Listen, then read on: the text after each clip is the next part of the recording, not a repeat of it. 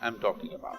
Attention not even about something, just being attentive. In the yogic systems, we have what is called as dashavadanis, shatavadanis. What this means is, a man will do 10 things at the same time.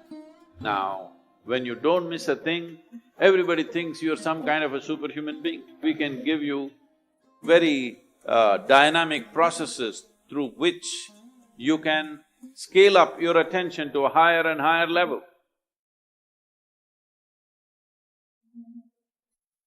My question is, what means focus to you, and which way can we apply focus in our daily life? So what's your definition of focus? Okay. There are many ways to describe this word. Instead of saying focus, if you use the word attention, would you agree that attention and focus are about the same thing? There is a little difference. There are nuances to it. But when you say focus, it's just like focusing a light on something means only a focus is always a spot. Attention can be much more widespread. See, right now, if you have clear vision, I'm having problems seeing the young man because you kept him in darkness there in the hall.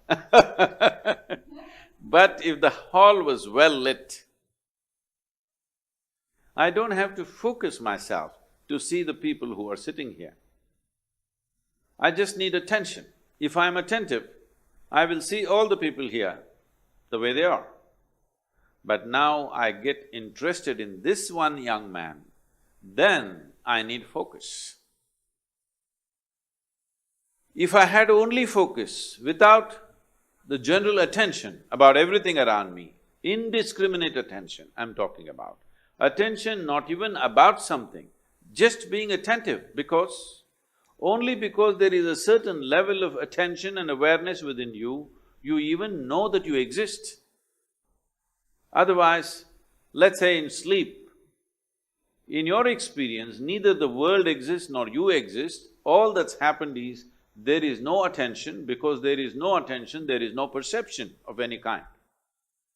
So first thing is attention, that there is a general grasp of everything. Then there is a particular interest. Then we focus it down to that particular interest. So what is the purpose or what is the definition of focus? What is the use of focus? Where can focus get us?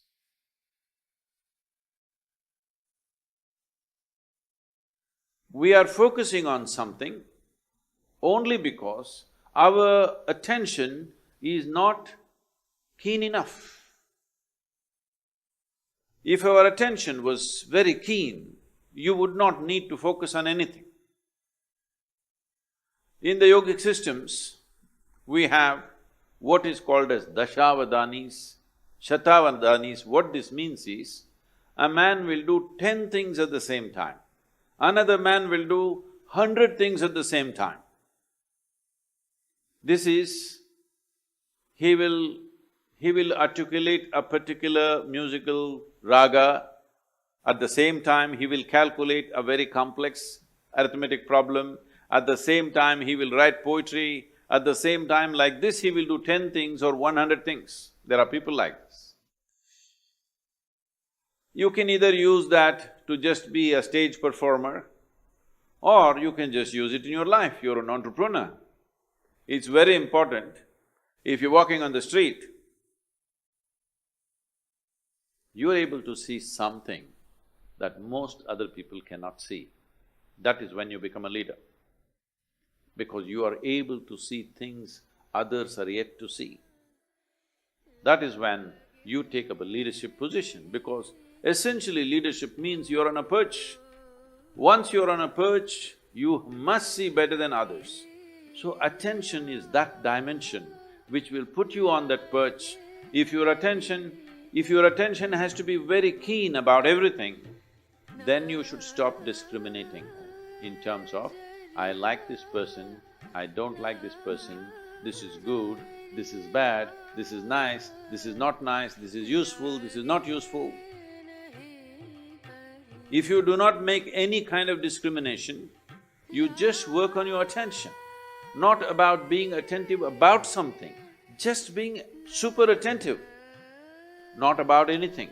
See, right now if you increase the voltage in this hall where you're sitting, when light comes on, light is not thinking in terms of whom should I focus on.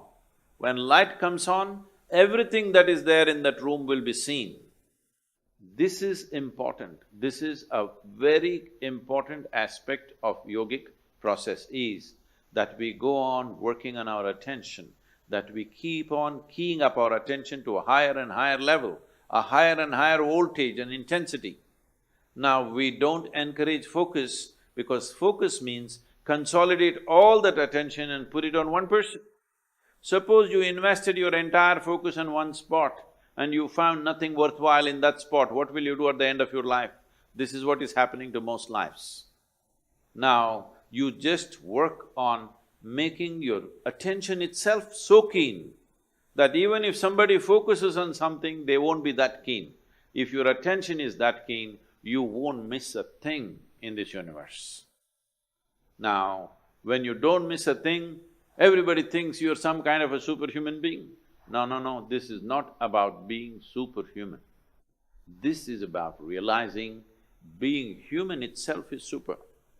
So, if you cultivate your attention, we can give you very dynamic processes through which you can scale up your attention to a higher and higher level. How clearly you see determines how successfully you walk this life, there's no question about it.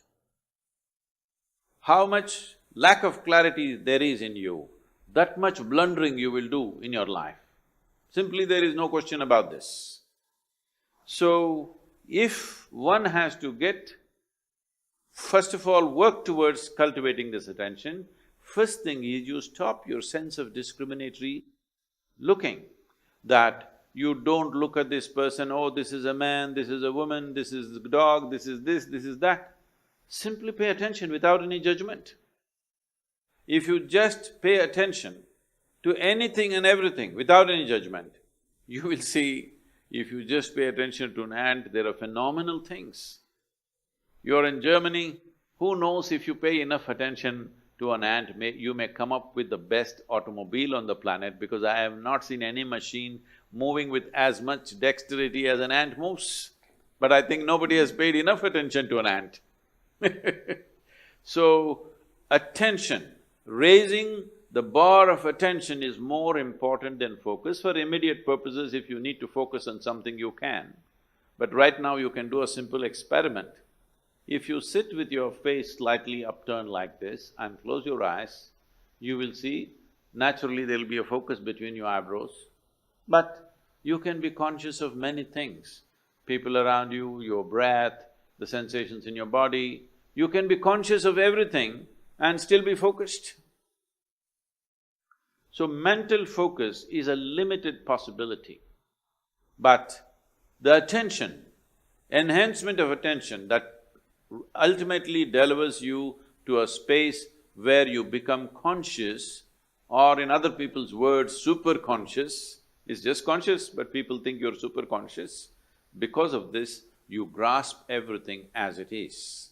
The most important thing for this is that your mind is not functioning like a prism, distorting things and creating designs where they don't exist. Your mind has become like a plain mirror, it just shows everything just the way it is.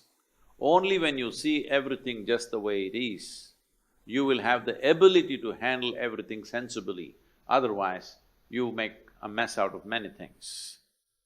And this is very important for an entrepreneur because you don't have a job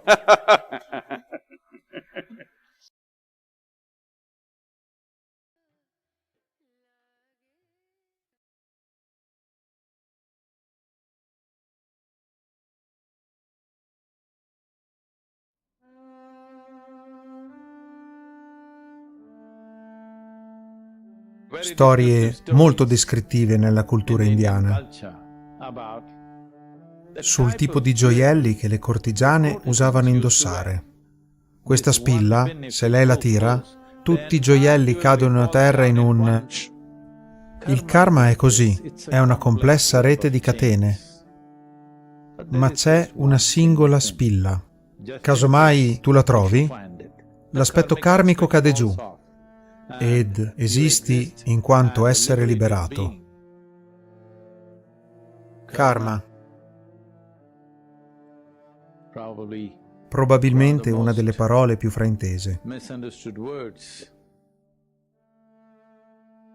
Di certo è diventata parte del lessico inglese oggi,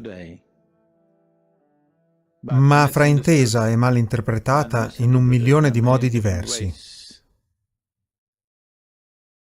Una serie di cose.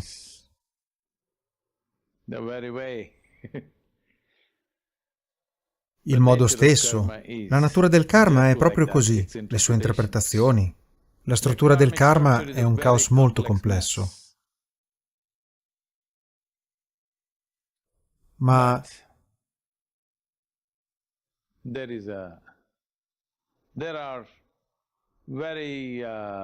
ci sono molte, come dire, storie molto descrittive nella cultura indiana sul tipo di gioielli che le cortigiane usavano indossare. Cioè, le cortigiane molto famose erano coperte d'oro e diamanti. Niente vestiti, solo dei gioielli coprivano il loro corpo. Gioielli così complessi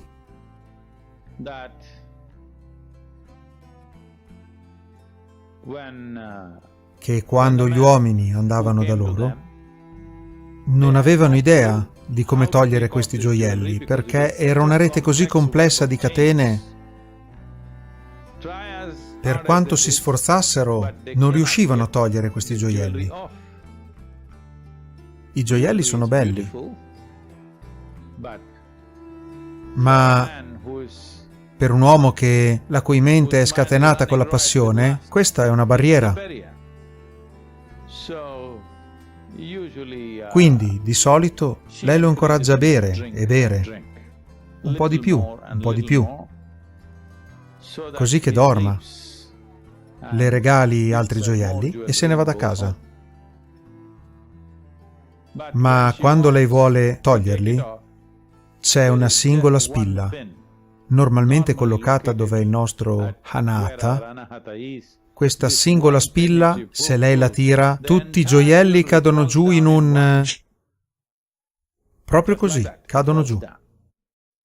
Il karma è così, è una complessa rete di catene. Alcune di esse, ovviamente decorate con diamanti, alcune sono brutte, alcune sono catene arrugginite, ma catene, catene, catene. Però c'è una singola spilla. Solo perché non sei in grado di trovare consapevolmente quella spilla. La ragione fondamentale, lascia che te lo dica, la ragione fondamentale per cui c'è una cultura o c'è una tradizione di dipendenza da un guru per la propria crescita spirituale è solo questa. Che tu vuoi che lui stacchi la spina quando il tempo è maturo. Perché in questa complessa rete di catene non sai dov'è la spilla. Al momento, se cerchi di trovarla, puoi andare in cerca per sempre e non trovarla. E se la trovi, casomai la trovassi, la smonteresti in un modo tale che smonteresti la tua stessa vita. Per smontarla abilmente, così che solo l'aspetto karmico cada e tu esista in quanto essere liberato, richiede tanta abilità. È per quell'abilità che tu giungi al tuo guru. È il tuo karma, se devi sopportarmi. Se l'avessi capito da te, non avresti dovuto preoccuparti di me. Quindi, Sadhguru, quando staccherai la mia spina, questo significa che non sei ancora pronto. Se sei in uno stato in cui pensi che il tuo karma è un fardello e che devi sbarazzartene, non ne sei ancora pronto. Se giungi a uno stato in cui hai imparato come trasformare ogni memoria, consapevole e inconsapevole, piacevole e spiacevole, quelle belle e quelle orrende, ogni cosa in benessere, se giungi a quello stato, allora sarà un bene che io tiri la spilla. Ora, se tu tiri la spilla, perché questa non è liberazione, è un'evasione. C'è una differenza tra uscire da questo corpo e suicidarsi. Sono due cose del tutto diverse. Suicidarsi significa che vuoi evadere da una situazione difficile. Uscire da questo significa il tuo periodo è finito, il tuo tempo è scaduto, quindi ti hanno rilasciato. Queste sono due cose diverse, completamente. Se evadi dalla prigione, dovrai scappare per il resto della tua vita. Ma se vieni liberato dalla prigione perché il tuo periodo è finito, allora sei un uomo libero. È una grande differenza.